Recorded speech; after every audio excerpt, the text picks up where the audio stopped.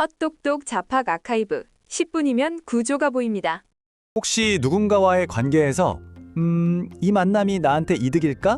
하고 속으로 계산해 본 적 없으신가요? 오늘은 바로 그 불편한 계산법에 대한 이야기입니다. 왜 우리는 관계마저 저울질하게 되었는지 그 뿌리부터 한번 파헤쳐 보겠습니다. 이런 질문 좀 불편할 수도 있겠네요. 친구를 만나거나 새로운 연애를 시작할 때 나도 모르게 이 관계에서 내가 얻는 건 뭐지? 하고 따져본 경험 말이에요. 대체 우리는 왜 사람에게까지 계산기를 두드리는 사회가 되어버린 걸까요? 근데요, 이걸 그냥 요즘 사람들 너무 팍팍해졌어 이렇게만 생각해버리면 진짜 중요한 본질을 놓치게 돼요. 이건 개개인의 인성 문제가 아니거든요. 이건 바로 우리 사회 전체가 너무나 오랫동안 지쳐있다는 신호이자 그 결과물인 거죠.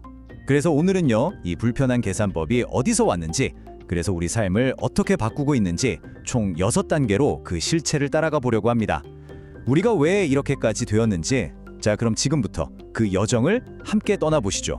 자, 첫 번째 이야기부터 시작해 볼게요. 우리가 관계를 계산하는 건요, 절대 우리가 못돼서가 아닙니다. 끝없는 사회적 압박 속에서 어떻게든 살아남기 위해서 우리도 모르게 훈련된 일종의 방어 반응이라는 점을 먼저 기억해야 합니다. 빨리 판단하고 절대 손해보지 말고 투자 대비 수익, 그러니까 ROI를 따져라.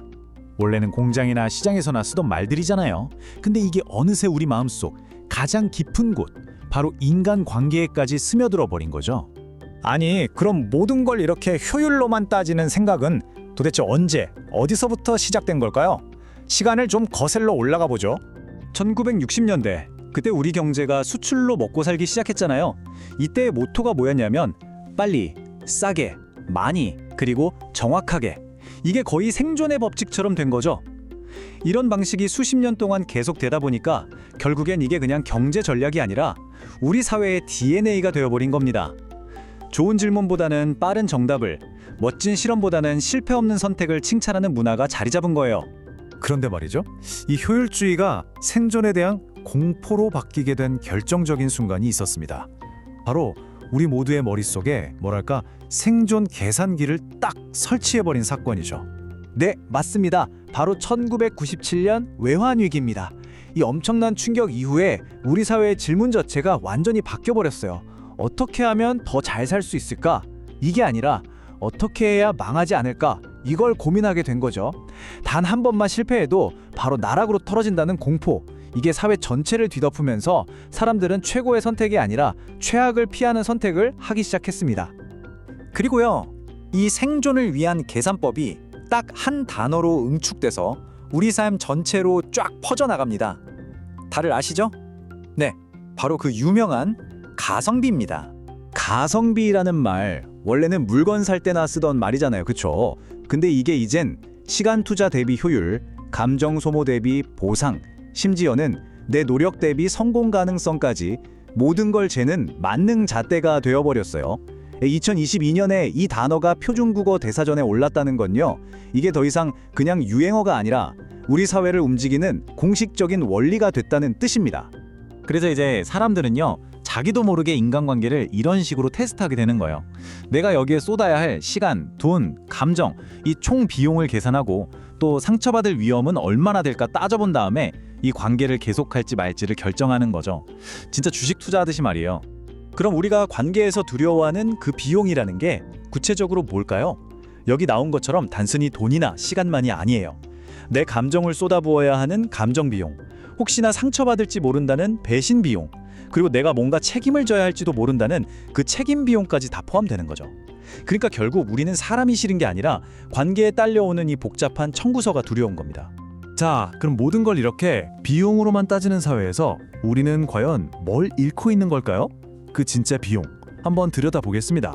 그런데 여기서 정말 역설적인 데이터가 하나 있어요. 세계 지식재산기구 와이포의 최신 글로벌 혁신 지수를 보잖아요. 한국이 놀랍게도 세계 4위, 최상위권입니다. 다들 창의성이 죽었다 하는데, 아니 이 높은 순위는 대체 어떻게 설명해야 할까요? 정답은 바로 여기에 있습니다. 한국은 창의력이 없는 게 아니에요. 그 창의력마저도 가성비를 따져서 최대한 빨리 성과를 내라고 쥐어짜는 나라인 거죠. 그리고 바로 이 지점에서 비극이 시작됩니다. 가성비 사회는요, 당장 돈 안 되고 결과가 눈에 안 보이는 것들은 그냥 가차없이 잘라내거든요. 근데 한번 생각해 보세요. 사랑, 우정, 예술, 그리고 세상을 바꾸는 진짜 혁신들. 이 위대한 것들은 전부 본질적으로 비효율의 산물입니다. 충분한 시간과 실패를 먹고 자라나는 거잖아요. 효율이라는 날카로운 칼날 아래 이런 소중한 가치들이 설 자리가 점점 사라지고 있는 겁니다. 이제 모든 조각들을 맞춰서 마지막 결론으로 가보겠습니다. 이 모든 현상을 꿰뚫는 단 하나의 진단은 과연 뭘까요? 네, 그건 바로 모든 종류의 여유가 사라졌다는 겁니다. 우리한테 부족한 게 단순히 지갑 속 돈만이 아니에요. 마음 편히 쉴 시간, 내 감정을 돌볼 에너지, 넘어져도 다시 일어설 수 있는 그런 회복력까지 전부 다 바닥나버린 거죠. 이렇게 모든 자원이 고갈된 상태에서 관계라는 건 더 이상 낭만이 아니라 또 하나의 비용이 될 수밖에 없는 겁니다. 그래서 사람들은 사랑을 믿지 않아서가 아니라 사랑하는 데 드는 비용이 너무 비싸졌기 때문에 주저하게 되는 거예요. 정이 없어져서가 아니라 정을 나누는 데 드는 비용이 너무 커졌다고 느끼는 거죠. 물론 오해는 마셔야 합니다. 가성비 그 자체가 나쁜 건 아니죠. 현명한 소비를 돕고 불필요한 낭비를 줄여주는 아주 좋은 도구잖아요. 진짜 문제는 뭐냐면 이 가성비가 삶의 여러 도구 중 하나가 아니라 삶의 목적 그 자체가 되어버릴 때 시작돼요. 바로 그때 사람은 평가해야 할 상품이 되고 관계는 정산해야 할 계산서가 되어버리는 거죠. 우리는 손해보지 않으려고, 뒤처지지 않으려고, 그 누구보다 효율적으로 살기 위해 정말 치열하게 달려왔습니다. 그런데 문득 이런 생각이 들어요. 그 모든 걸 잃지 않으려고 애쓰는 동안 우리는 정작 돈으로는 계산할 수 없는 가장 소중한 무언가를 잃어버리고 있는 건 아닐까요? 이 마지막 질문과 함께 오늘 이야기 마치겠습니다. 자팍으로 구조를 기록합니다.